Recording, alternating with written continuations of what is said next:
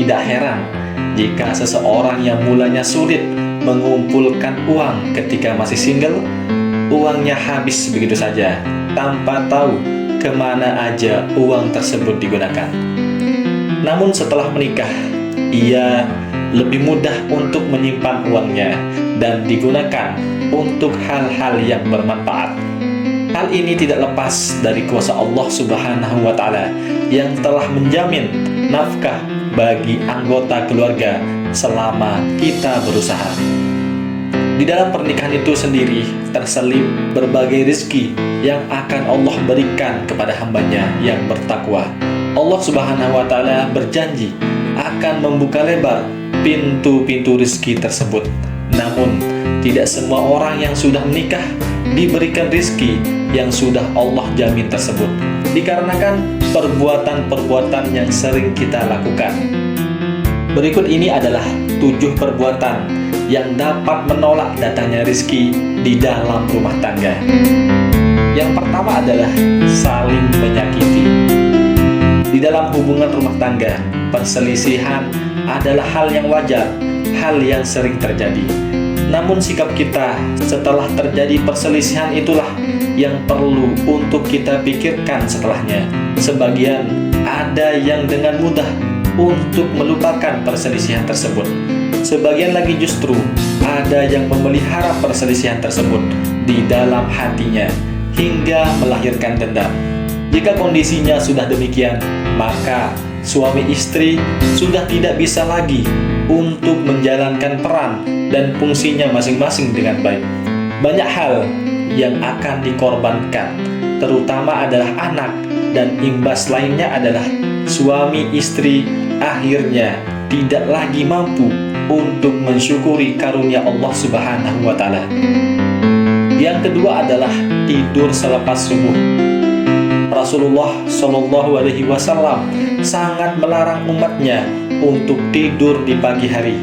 Itu seperti yang disampaikan dalam sabda beliau, apabila kamu telah selesai menunaikan sholat subuh, janganlah kamu tidur tanpa mencari rezeki.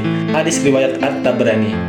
Di hadis yang lain, Rasulullah Shallallahu Alaihi Wasallam juga bersabda, pergilah awal pagi untuk mencari rezeki dan keperluan, karena pagi membawa keberkahan dan kejayaan. Hadis riwayat At-Tabrani dan Ibnu Adi. Dari kedua hadis tersebut bisa kita ketahui bahwa apabila rezeki dalam keluarga tersebut seret, salah satu penyebabnya adalah karena sulit bangun di waktu pagi hari atau tidur lagi selepas menunaikan sholat subuh. Bahkan Rasulullah Shallallahu Alaihi Wasallam juga mendoakan umatnya di waktu pagi hari, ya Allah, semoga Engkau memberi barokah pada umatku di waktu pagi. Hadis riwayat Abu Daud. Yang ketiga adalah pelit terhadap istri. Kewajiban utama seorang suami adalah memberikan nafkah kepada istrinya.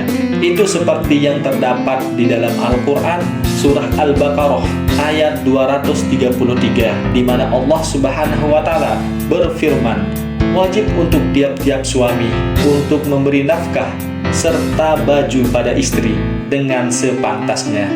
Menafkahi istri adalah kewajiban. Setiap apa yang diberikan suami kepada istri akan bernilai ibadah di sisi Allah Subhanahu wa Ta'ala dan terhitung sebagai sedekah.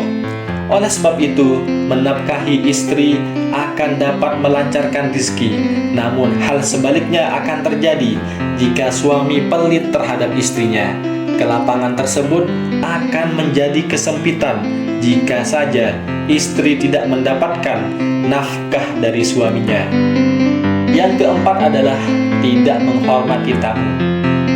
Rasulullah Shallallahu Alaihi Wasallam bersabda, tamu datang dengan membawa rizkinya dan pergi dengan menghapus dosa-dosa kalian, dan Allah menghapus dari dosanya dan dosa-dosa kalian. Hadis riwayat Abu Shaykh. Di hadis yang lain, Rasulullah Shallallahu Alaihi Wasallam juga bersabda, barang siapa beriman kepada Allah dan hari akhir, hendaknya memuliakan tamunya. Barang siapa beriman kepada Allah dan hari akhir, hendaknya ia menyambung tali silaturahmi. Barang siapa yang beriman kepada Allah dan hari akhir, maka hendaklah ia berkata yang baik-baik saja, atau hendaklah ia diam. Hadis riwayat Bukhari dan Muslim. Dari hadis tersebut, kita dianjurkan untuk menghormati dan memuliakan tamu. Banyak tamu berarti banyak rizki. Oleh karena itu, menghormati tamu adalah cara kita melakukan hubungan sosial sebagaimana yang dianjurkan di dalam agama Islam. Yang kelima adalah dikit-dikit minta cerai. Dikit-dikit minta cerai merupakan tanda bahwa salah satu pasangan kurang bersyukur. Ia merasa tidak puas dengan pasangannya dalam banyak hal. Seharusnya pasangan yang belum mendapatkan kesejahteraan sebagaimana yang diharapkan, hendaknya ia bersabar, karena Allah tahu mana yang terbaik untuk kita.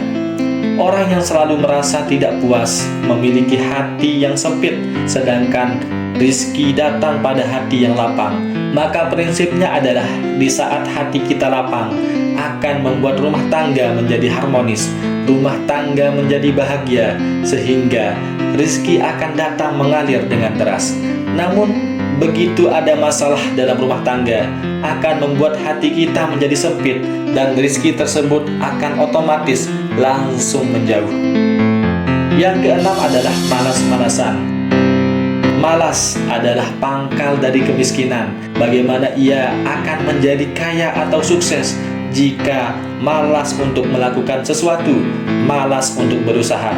Karena kesuksesan tidak akan datang dengan sendirinya tanpa dibarengi dengan usaha dan doa. Di dalam Al-Quran surah Ar-Ra'd ayat 11, Allah Subhanahu wa Ta'ala berfirman, sesungguhnya Allah tidak akan mengubah keadaan suatu kaum sebelum mereka mengubah keadaan diri mereka sendiri. Sikap malas ini sangat berbahaya dalam kehidupan rumah tangga.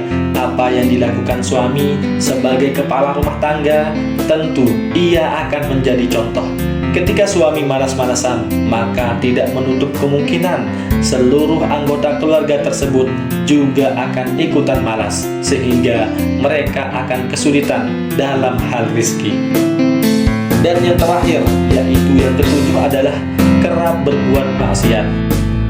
Sepasang suami istri seharusnya bisa menjaga diri dari berbagai macam bentuk kemaksiatan, berbagai macam bentuk perbuatan dosa, baik dosa kecil maupun dosa besar.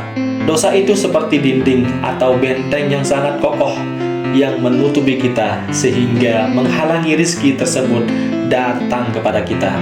Dosa tersebut akan membuat hubungan kita dengan Allah Subhanahu wa Ta'ala menjadi jauh. Allah Maha Suci, sedangkan hati kita kotor karena perbuatan dosa yang kita lakukan. Dan hati yang kotor tidak akan bisa bercampur dengan yang suci.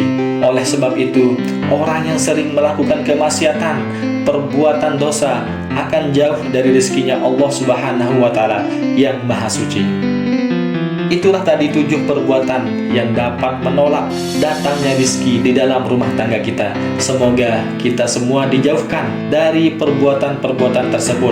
Dan saya doakan semoga rumah tangga kita semuanya selalu diberikan keberkahan, diberikan keberlimpahan rezeki, keberlimpahan harta, serta selalu berada dalam lindungan Allah Subhanahu wa Ta'ala dan menjadi keluarga yang sakinah, mawaddah, warahmah.